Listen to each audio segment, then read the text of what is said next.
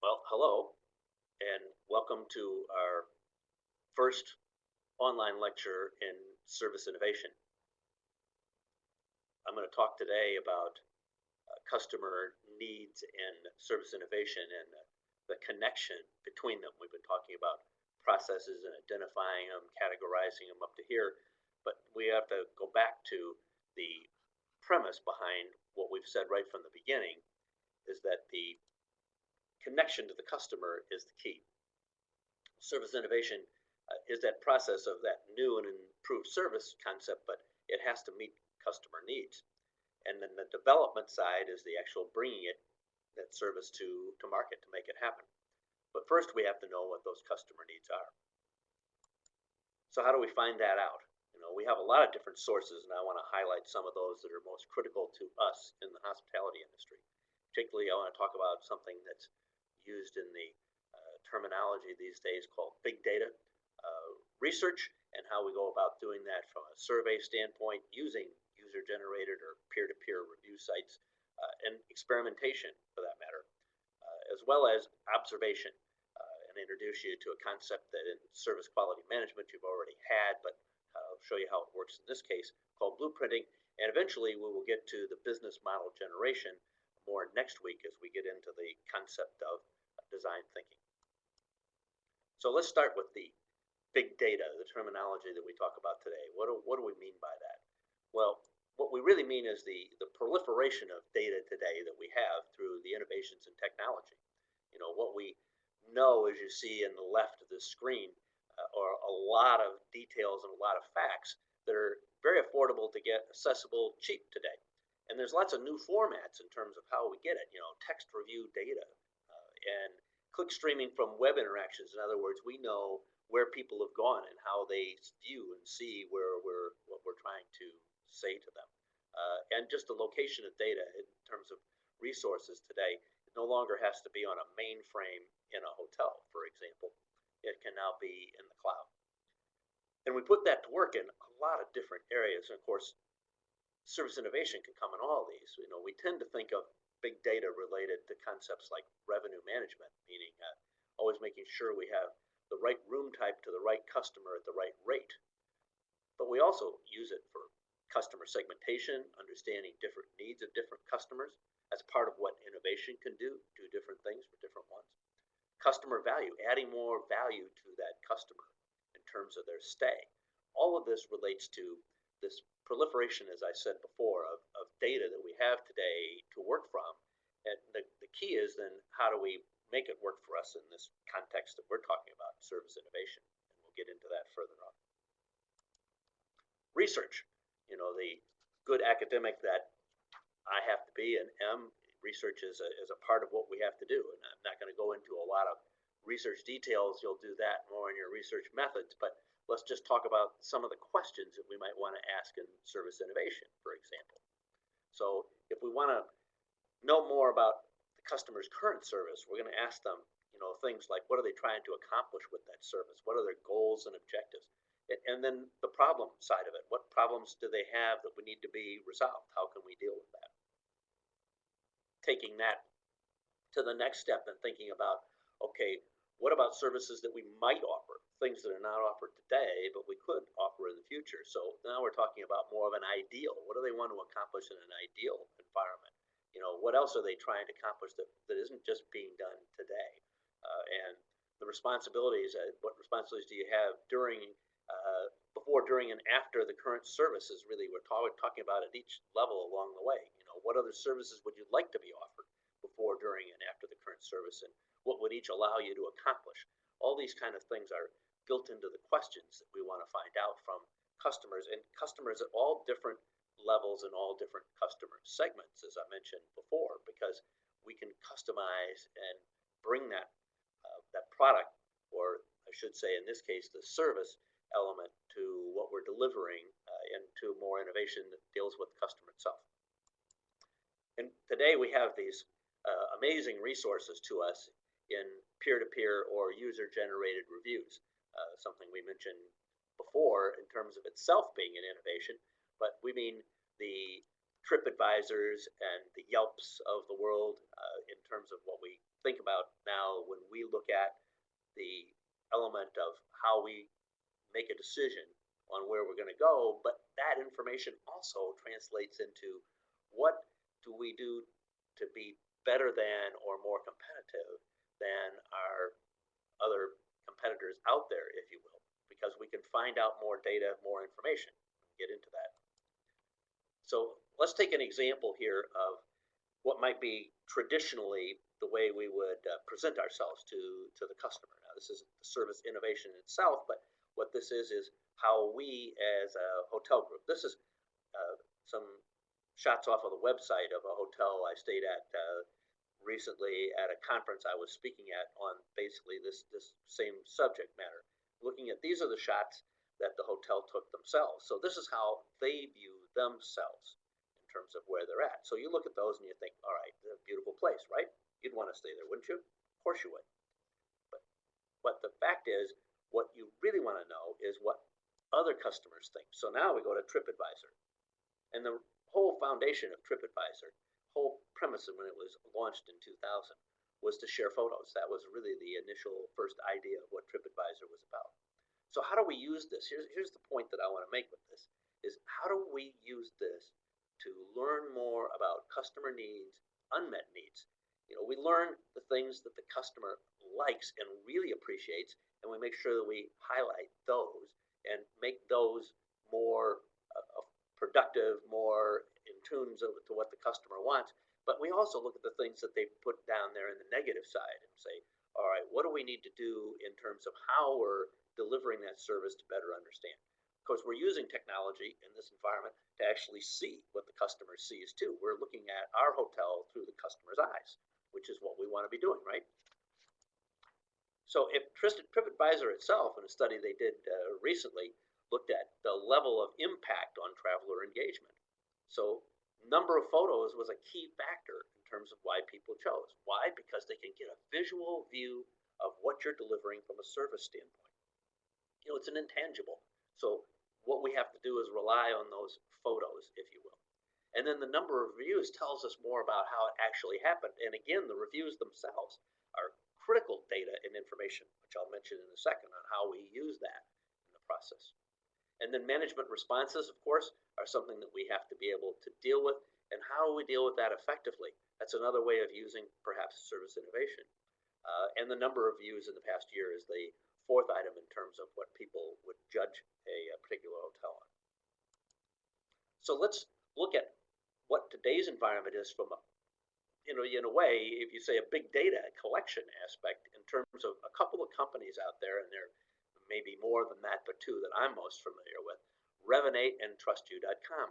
Both of these are about helping the hotel, in specifically a hotel, but they go beyond the hotel environment itself in terms of their reputation management. In other words, collecting all of this information from all kinds of review sites, all kinds of aspects, including the company's own websites, to be able to manage what people say about them and look at areas where improvement needs to be made. So think about that in another term. Think about that back to our first day and what we talked about in terms of the sources of innovation that Drucker talks about, the internal and the external. Where do we learn information from these sources that can teach us about that? What are those key areas? I'm not going to answer that question for you. That's something you should be able to answer. And by the way, wouldn't that make a nice essay question? Hint, hint. All right, so let me give you an example. Now, this dates back a few years. In fact, I was working for Marriott at the time that the concept of courtyard hotels, which became Courtyard by Marriott, when it all began. And how they did it was very much a research-focused method, trying to understand the customer, which was quite different in the process of what they did. Now, I'm going to walk you through it a little bit, and it was very manual back at that point in time.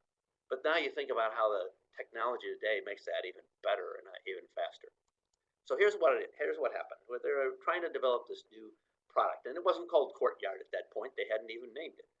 They were looking at the fact that there were a lot of large urban hotels that they were saturating the market in the mid '80s, but there weren't a lot of moderately priced hotels, and that was part of the issue.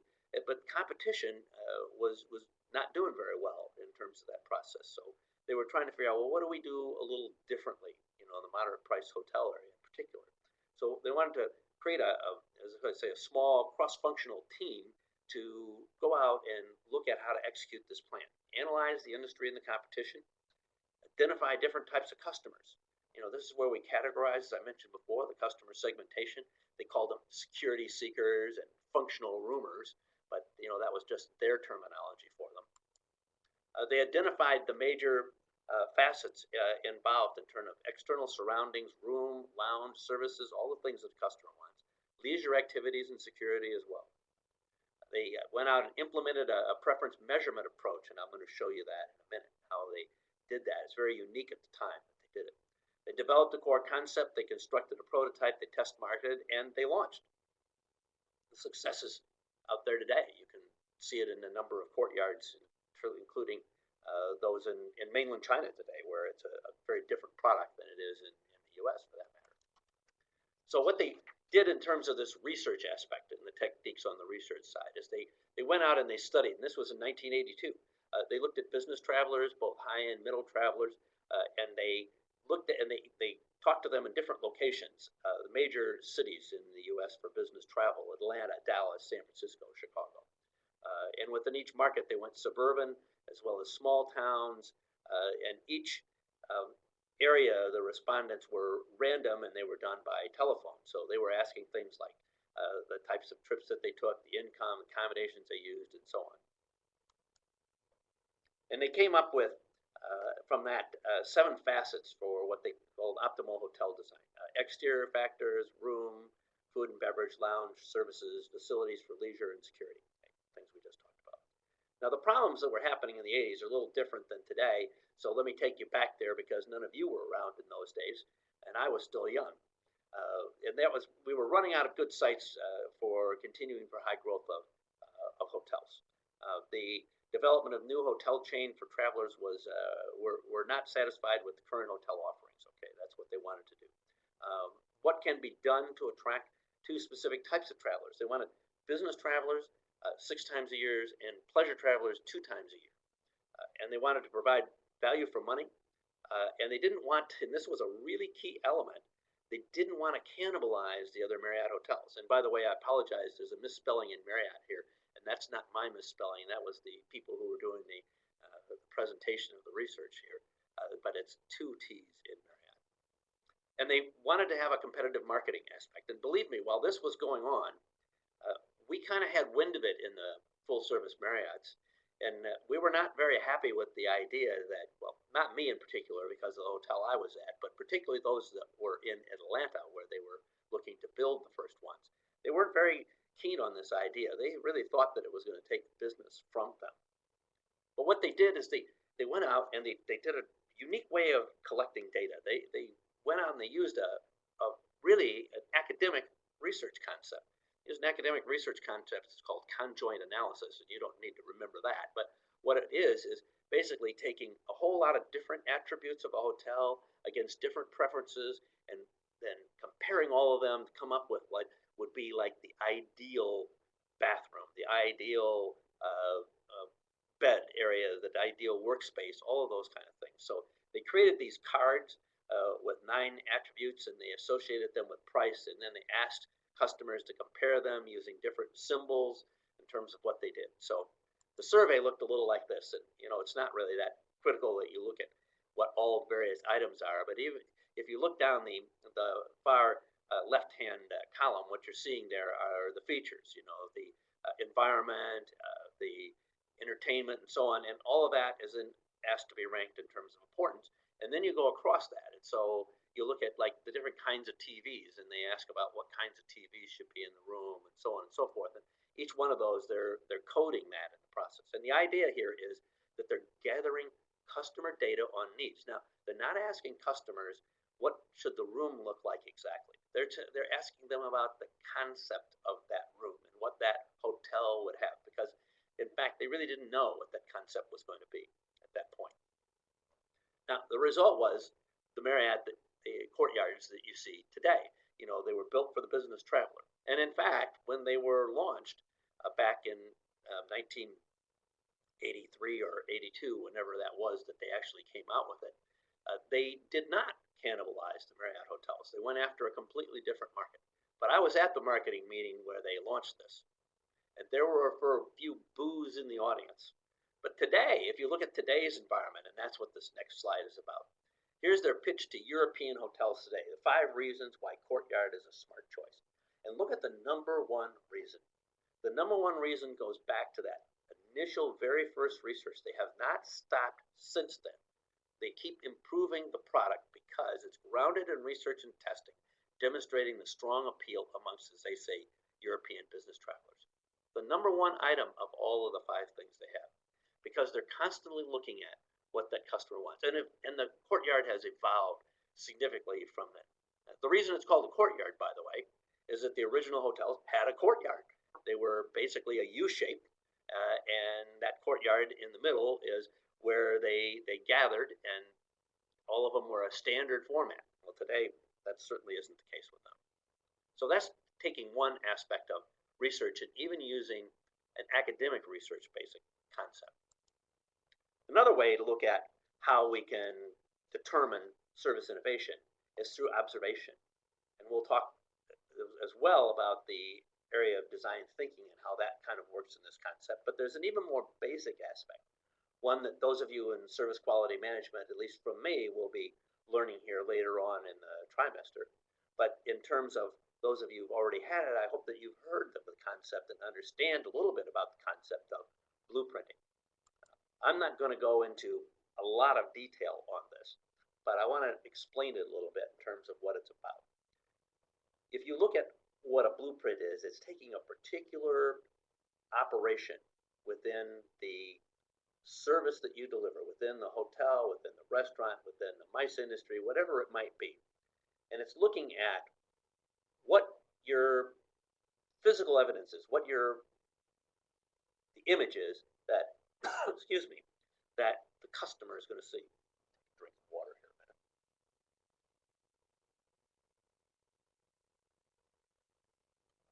And it's connecting that with the people, the service. So you have this first line of interaction, which is the people above that line are those that face the customer. Those below that line in the first level, the employee actions and the backstage actions, are the support aspect. A key area where service innovation can be looked at in terms of how the flow of activity towards delivering this service goes. Where can we fit that in? And then finally, the bottom aspect is the line of internal interaction going to the support processes. And probably the most prolific area of innovation in the technology side in particular has been in some of the support area. But that technology there helps to also grow the technology delivered in this on-stage or backstage interactions, as well as that delivers to the customer. So let's look at it more specifically in terms of a overnight hotel stay. This has been used by a lot of researchers in the field as an example of showing what we mean. So in the top line, you see the visible physical aspect of the goods aspect, if you will, of the hotel. The exterior, the cart for the bags, the registration, and so on down the process. And then in those first level of boxes, you have what the employee is doing in the interaction with that customer. So that's the close interaction with them. That's certainly an area that we could look at and say, well, how do we improve that? Going back to some of the other data we've talked about. Maybe that even comes from some of those reviews back on the user-generated review sites, for example. Then in the second line, below the line of interaction, I think that's what it's called, interaction. Let's just go back to that a second. Yeah, the first line is called the line of interaction, right? So as we go back to that line of interaction, behind that, then you have the next level of what happens there in terms of taking the bags, for example, from the guests. And then beyond that, the visibility line, what happens behind the visibility that the customer doesn't see. And then finally, in the bottom level, what the support is. So you see things like, as it shows on there, and I'm trying to read this on the small print, in terms of the actual service that's behind the scenes. So how you pull up that reservation when they come to the desk comes from the registration system, for example, the PMS system, as we call it in the industry. So how do we automate that? How do we make that better?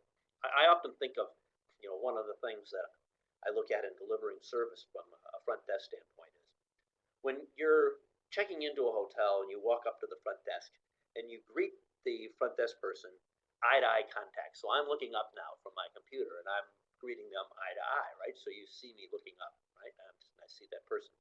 But what happens as soon as we say that we have a reservation, we look down, and we look down at the computer in front of us. So how do we make that interaction different so that we can actually communicate to that person without ever having to look down at that computer? Could we use a teleprompter that actually has that on it that we can look right at the same time we're looking at the customer? Is there a way to do that in today's environment? So that might be perhaps a thought for some of you future-wise. And that's an area that I would look at in terms of how I would use a blueprint. I would use it to look at the entire process in terms of what we're doing, how we're doing it, and then analyze where we can introduce new ways to do it using the technology once again, because remember, we're always trying to connect service innovation and technology. So just to wrap up what we're talking about here in terms of the customer needs, thinking back to what we said in the beginning.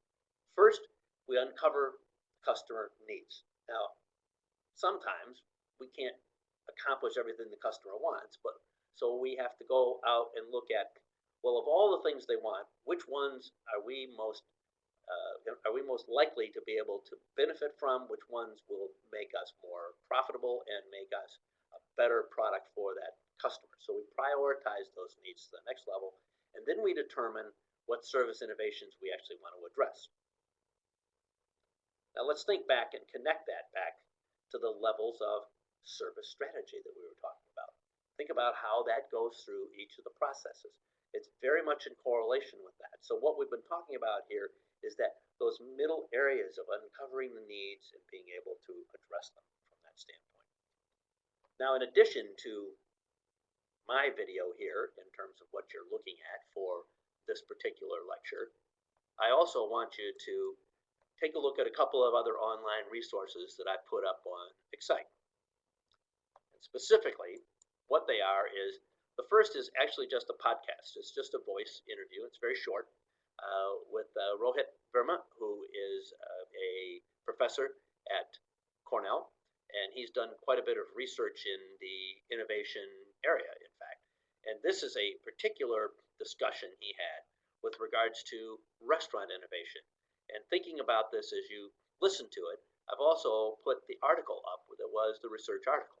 Now, I'm not expecting you to go through and look at the various methods of research that they went through, but look at the results of it and think about, as he's talking about it, what the practical implication is for innovations. What is it that the customers are saying that could be done differently in terms of that innovation?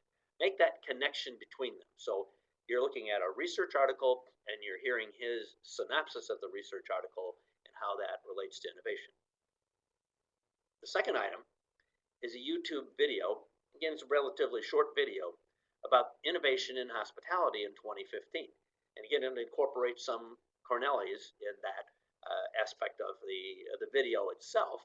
And what they're talking about is exactly what I just finished discussing in this, is we need to be able to connect customer needs to innovation, connecting customer needs to innovation. And they'll give you a little bit different perspective than I did. So when you get through listening to both this lecture and what they have to say, we'll have a lot more to discuss when we get back in class again with regards to how we connect all of these, and then we'll move on to discussing how we differentiate based on what we know.